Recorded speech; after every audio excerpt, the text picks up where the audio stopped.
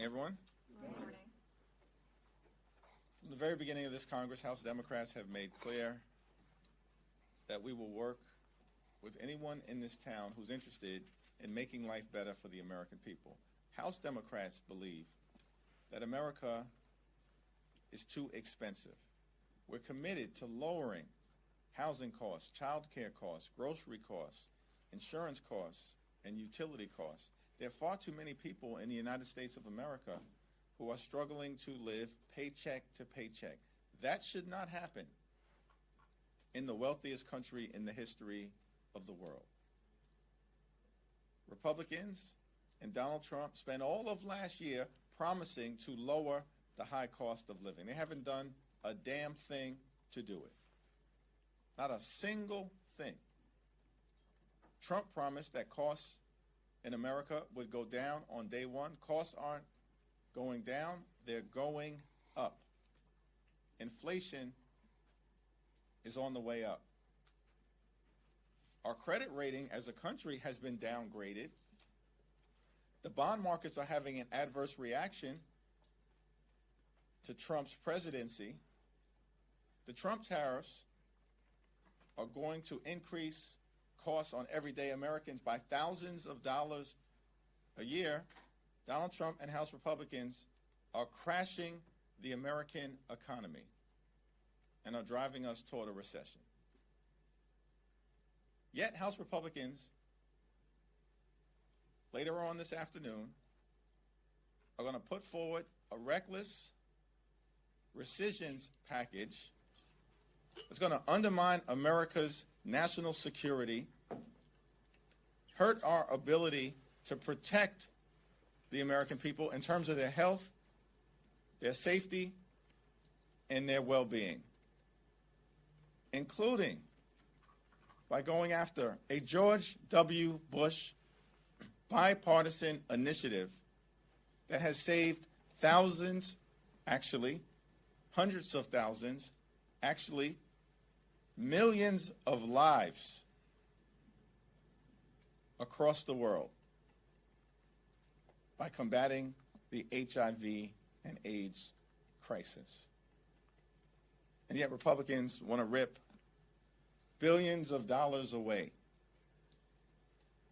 from America's efforts to keep her people safe and secure, to satisfy some extreme ideological crusade related to a deeply unpopular effort formerly led by Elon Musk to devastate the American way of life.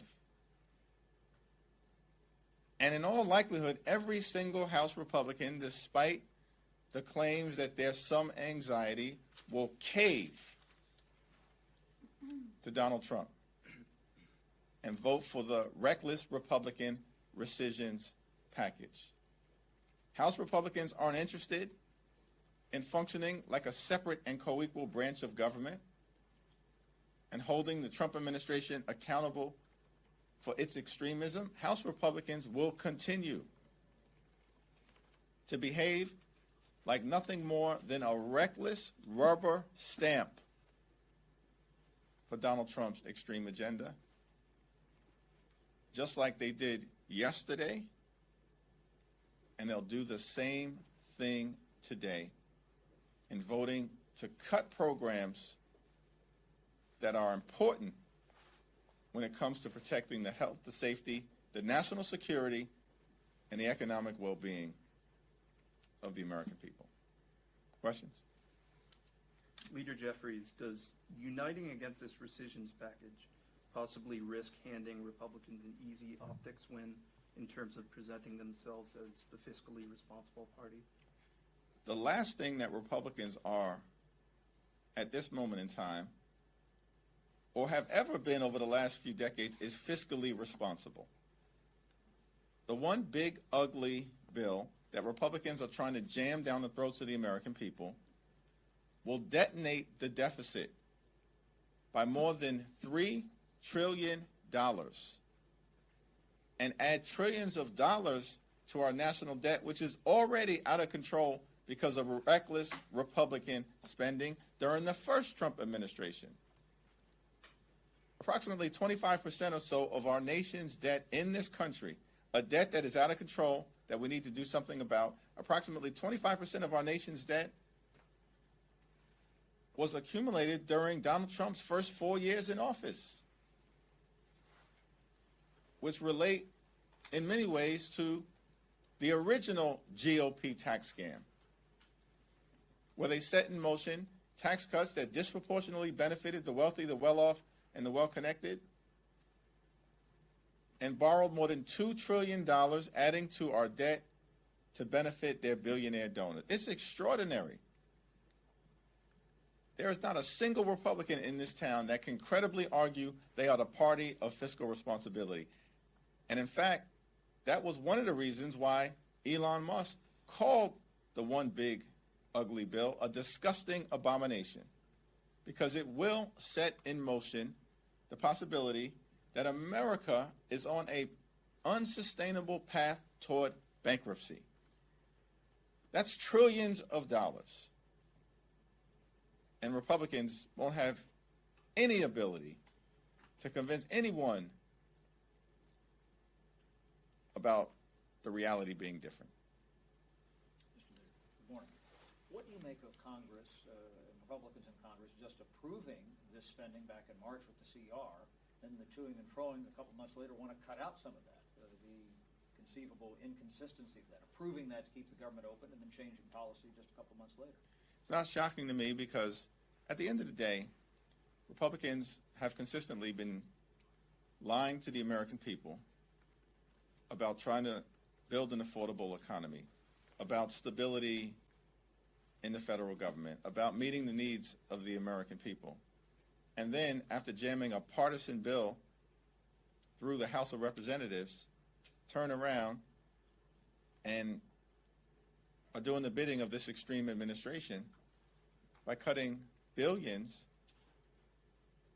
from programs that are designed to protect America's national security interests and stop diseases or epidemics from reaching our shores. That's what the PEPFAR program is all about. And it's a bipartisan program. It was President George W. Bush's initiative, working with Democrats in the House, like former Representative Barbara Lee.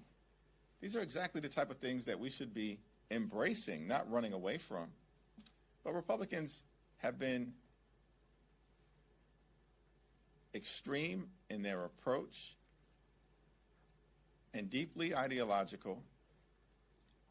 They've got no plan, no vision, no ideas, and no bill that actually improves the lives of everyday Americans and is designed to build an affordable economy.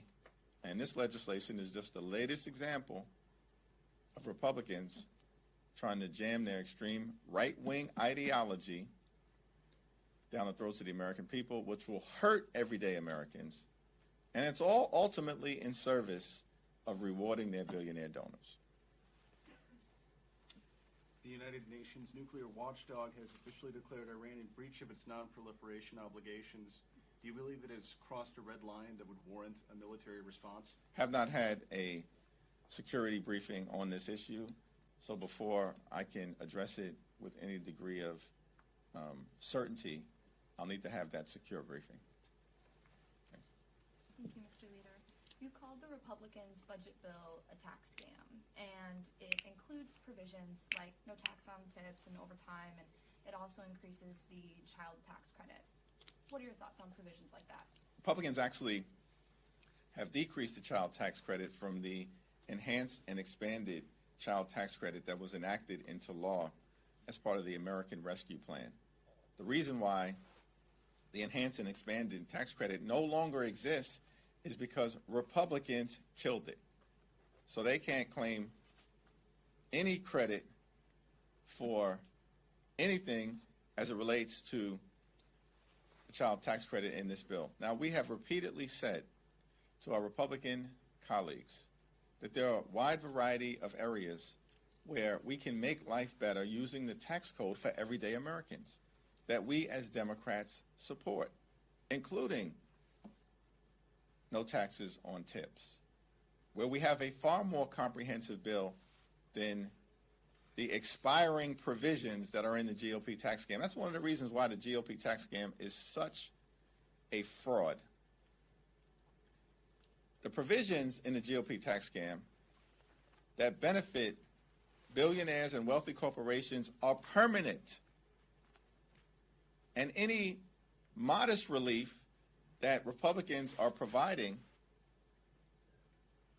to everyday Americans expires shortly after it is enacted.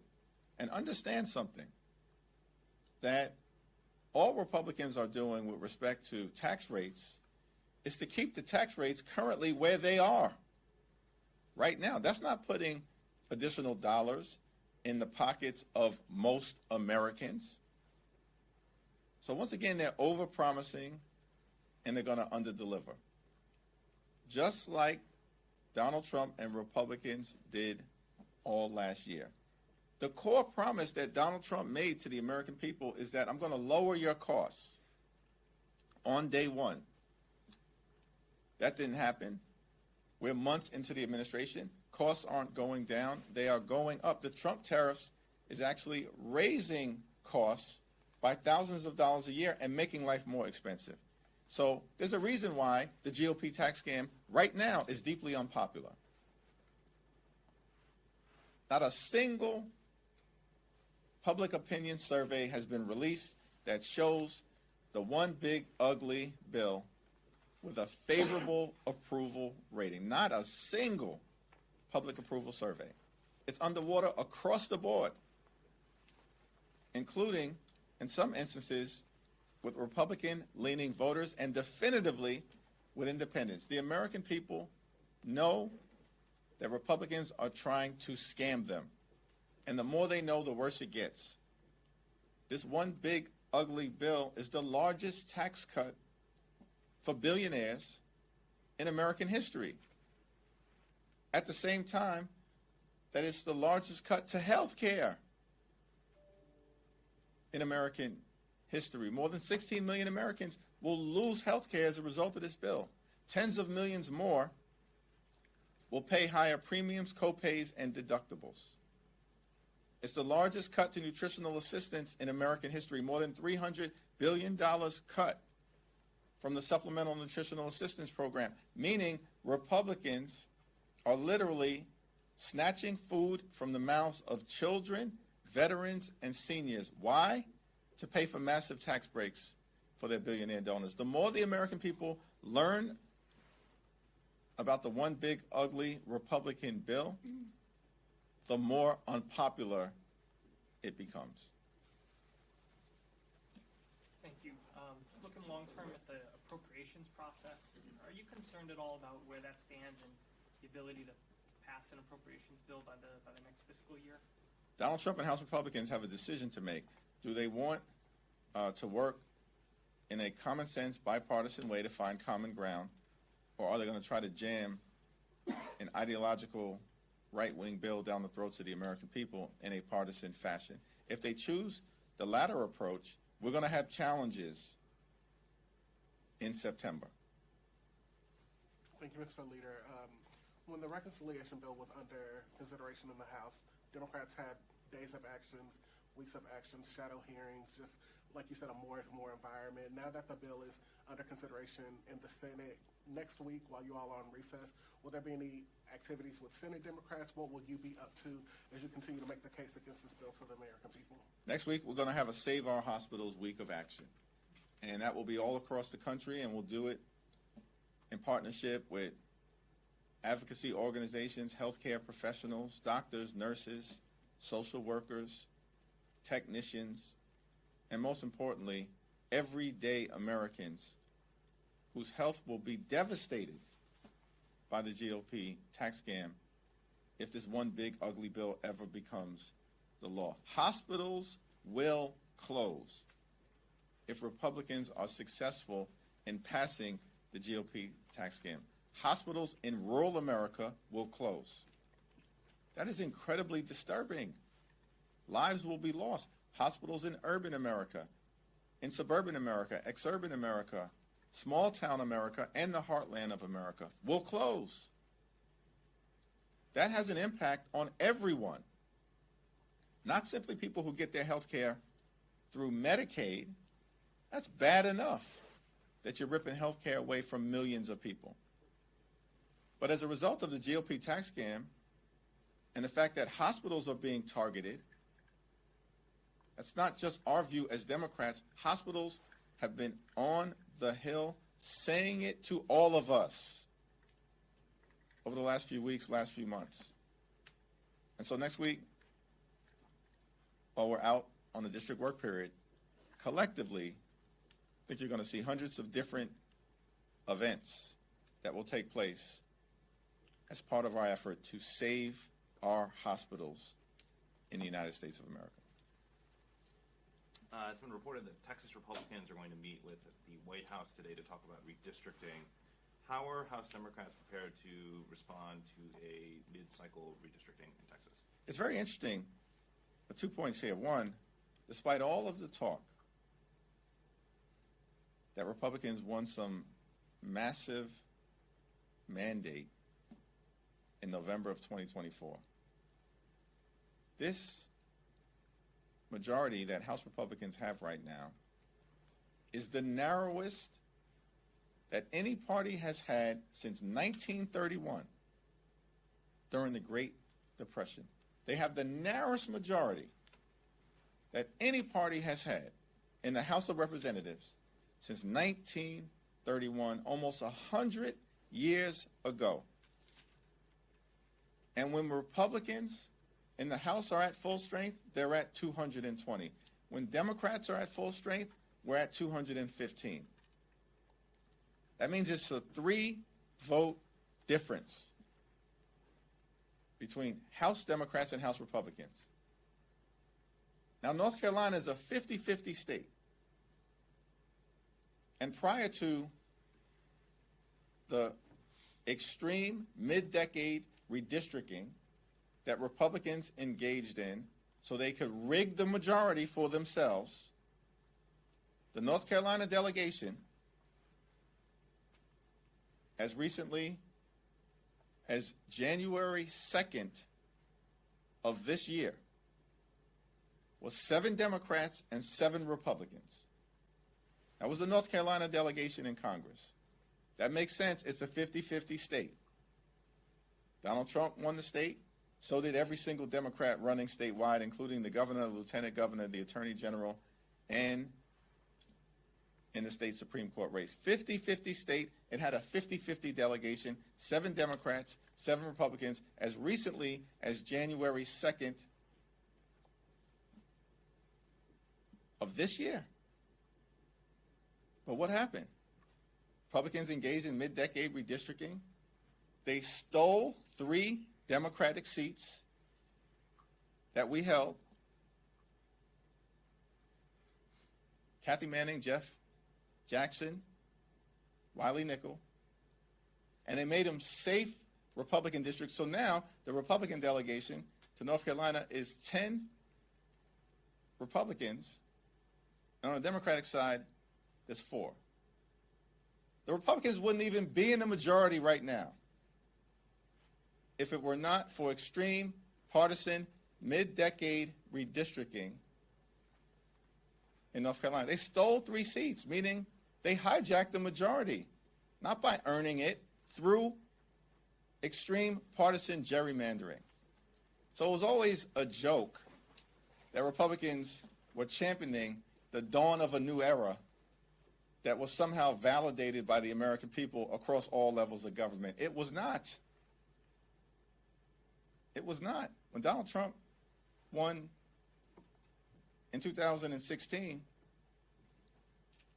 he lost the popular vote. He came to Congress. There were 241 Republicans and only 194 Democrats. This time around, it's basically a 50-50 House, and they wouldn't even be in the majority if it were not for extreme partisan, mid-decade, unprecedented gerrymandering in North Carolina. What lesson have Republicans learned from that? Let's do it again in Texas, because we can't independently make our case to the American people as to why we should hold this majority. They couldn't even in the last race when they had everything working in their favor at Donald Trump being at the top of the ticket. The challenge that Republicans have right now is that the way in which the Texas map has been drawn, it's already an extreme partisan gerrymander.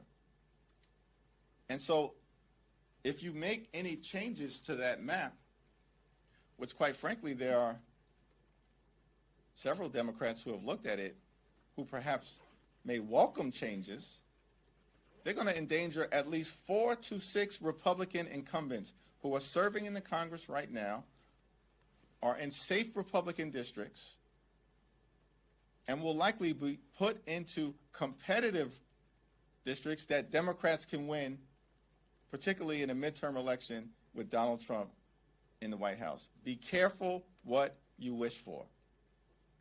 A lot of Democrats that we've talked to from Texas who've actually come to the conclusion, based on the fact that the map is already gerrymandered at its height, that they could open up 4 to 6 swing seat opportunities that don't exist right now for Democrats. And instead of doing what they did in North Carolina, where they basically snatched victory from the jaws of electoral defeat that they were heading toward, they actually could provide enough seats in Texas alone for Democrats to take the majority back. Be careful what you wish for, because you just might get it and you won't like the result. Thank you, Mr. Leader. So Congresswoman Delia Ramirez and a bunch of other progressives introduced legislation to condition weaponry and aid to Israel. And this is coming at a time where Israel's escalating the war, and also just the war has reached critical levels. And I wanted to know, what's your reaction to that legislation? And also more broadly, what is House Democratic leadership's position on the war in Gaza at the moment? My position has been the same, that we've got to do 2 things and do 2 things urgently. Every single hostage needs to be returned home, and we have to surge humanitarian assistance into Gaza to help out those Palestinian civilians who have been in harm's way through no fault of their own. Those have to be the highest priorities. And from there, we need to return to the ceasefire agreement that had previously been reached, so that there's a pathway toward a just and lasting peace between Israel and the Palestinian people that provides safety and security for the state of Israel, and a real meaningful path towards self-determination and dignity for the Palestinian people, which to me means a 2-state solution. Leader Jeffries, do you have any concerns or fears about the Saturday Army parade with tanks in the streets and soldiers, being reviewed by President Trump? It's important to wish the United States Army a happy 250th birthday. I think all of us on the Democratic side value and respect the United States Army and the United States military. And that's an incredible milestone, 250 years. It's also important to note, which I think will be pointed out in communities all across the country, that the United States Army was formed in order to depose a king and to push back against the conditions that were being inflicted on the American people at the time by the British monarchy and King George. That was why the U.S. Army had been formed. And so I think what you'll see across the country is people validate the principle that in America, and we'll celebrate our 250th anniversary next year, there are no kings, there are no monarchs, there are no dictators. We have a democracy. We don't work for Donald Trump. We don't work for J.D. Vance. We don't work for Elon Musk. We work for the American people. And Congress has a role to play in that as a separate and co-equal branch of government. Republicans haven't been doing that. They are a reckless rubber stamp for Donald Trump's extreme agenda. And the American people are going to reject that clearly and decisively next November. But in the interim, as Democrats, we have a responsibility to stand up and push back against the assault on the economy, the assault on health care, the assault on Social Security, the assault on the rule of law, the assault on the American way of life, and the assault on democracy itself. I expect you'll see people do that all across the country peacefully, at all times, peacefully in the spirit of our civil rights heroes and foot soldiers and great leaders like John Lewis, with righteous indignation, but peacefully. And Saturday, I think you'll see that happen all across the country. Thank you. Thank you. There's a debate going on in your caucus about how members should talk about what's happening in LA, how directly to address the violence. Where do you stand on that? Violence is never acceptable in any form or fashion.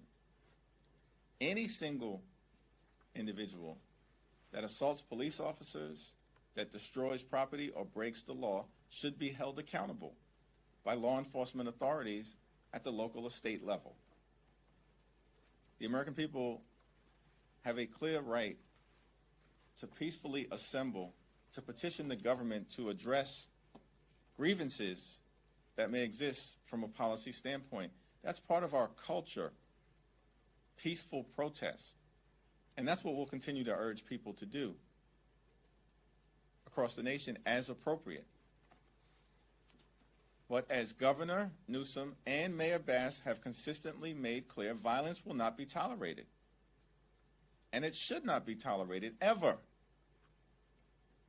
The irony of this situation is that Donald Trump and House Republicans have zero credibility on the issue of law and order in the United States of America.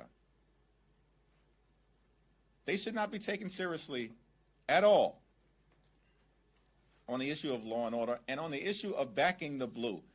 Are you kidding me? Donald Trump, on his first day in office, pardoned 1,500 people, violent felons, amongst them hundreds of violent felons and criminals who brutally beat police officers on January 6th. Donald Trump pardoned them. And this guy and House Republicans think they can lecture America about issues of law and order? Get lost. You have zero credibility on this issue. None. You can lecture no one on this issue. When you unleash these violent felons who were brazen enough to beat police officers in plain view for all of America to see, and you pardon them and then release them back into communities all across America, several of whom have re-engaged in criminal activity, and we're supposed to believe that Republicans stand for backing the blue? Are you kidding? Republicans under Donald Trump have become the party of lawlessness and disorder. Thank you, everyone. Thank you. Thank you. Thank you.